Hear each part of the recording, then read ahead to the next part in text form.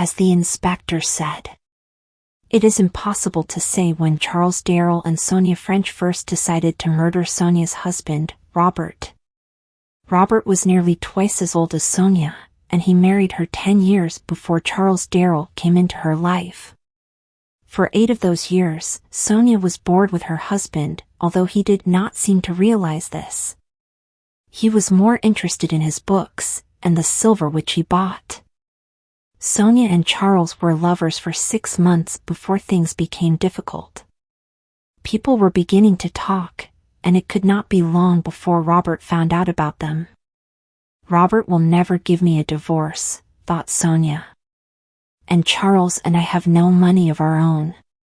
But Sonia knew that Robert's silver alone was worth enough money to make life very comfortable for her and Charles. By a strange accident, it was a policeman who gave them the idea for their murder plan. The inspector made a surprise visit to the French's house one evening. Charles was also there. He often came in for a drink. There have been several burglaries near here, the inspector told Robert, and we haven't caught the burglar. We know who he is, and it can't be long before we catch him, but we're very worried. He carries a gun, and we're almost sure he has killed a man. Now this house is in a very lonely place. Mr. Darrell is your only neighbor. You also have a lot of valuable silver. What are you trying to say? Asked Robert. I'm saying that it's sensible to be careful, said the inspector. Very careful. Why not put your silver in the bank until the burglar is caught?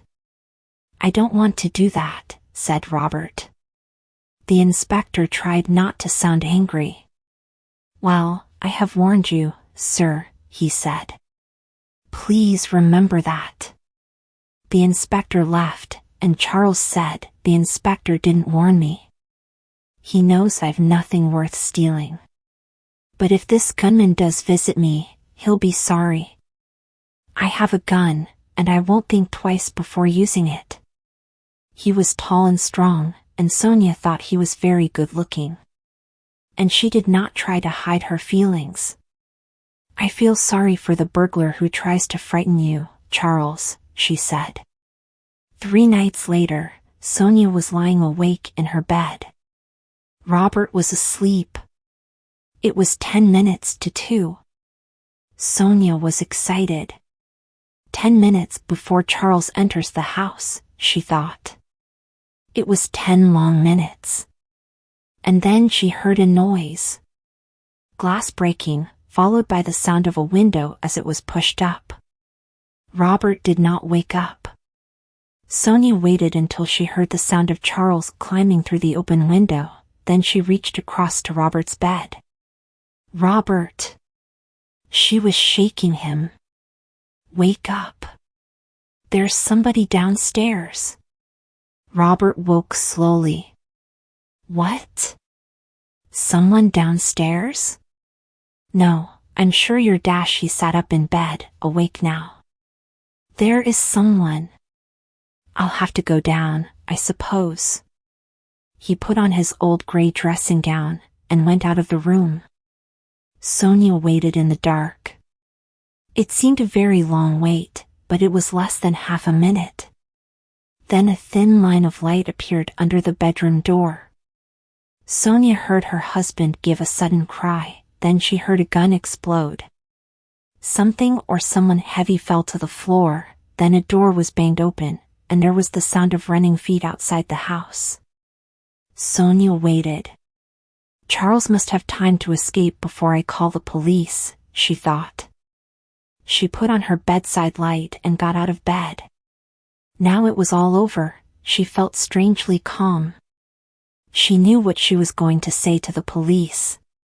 How soon could she marry Charles? 6 months from now? They could go to Venice for a holiday, after they were married. She had always wanted to see Venice. Then the door opened. And Robert walked in. For a long moment, Sonia could only look at him, her stomach sick with fear. He looked back at her, silent, white-faced and untidy. But alive. What happened?" she said. "He got away," said Robert. "I'm afraid he's taken some of my best silver with him. I wish now I had listened to the inspector and sent it to the bank." "But I heard a gun," said Sonia. "I thought you're not hurt, Robert?" "No, Sonia, I'm not hurt," said Robert. "But I have some bad news. It's Charles. I think the dear, brave man was watching the house and followed the burglar in to try and help us. He's at the bottom of the stairs. I'm afraid there is nothing that we can do for him." Sonia fell forwards, her eyes closing, and Robert caught her. He carried her to the bed, then went downstairs. When he reached the bottom, he had to step over the body.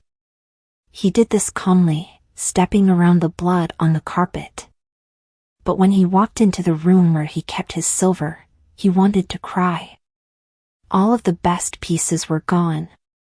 He closed the door and went into his study. But before he telephoned the police, he was careful to clean the small gun that was in his dressing-gown pocket. Then he locked it inside his desk.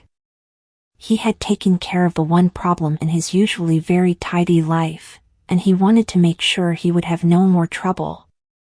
As the inspector said, it was sensible to be careful.